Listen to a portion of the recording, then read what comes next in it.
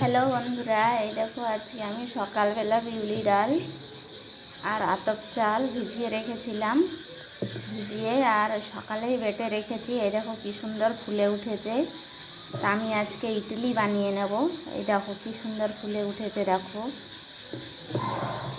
একটু রেস্টে রাখতে হয় বন্ধুরা। দারুণ হয়েছে। এবার দেখো বানানো, দেখতে থাকো কিভাবে বানানো হয়। এই দেখো এই ইডলিটা হয়ে এসেছে। এবার তোমাদের নামিয়ে দেখাবো। দিয়েছি, এই দেখো দিয়ে দিয়েছি হাতা দিয়ে।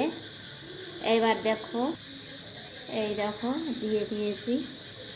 এবার একে ঢাকা দিতে হবে।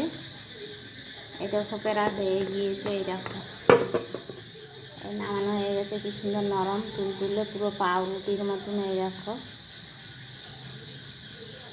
দারুণ খেতে হয়। এইভাবে বানিয়ে খেয়ে। এই দেখো, চলো টাটা বন্ধুরা।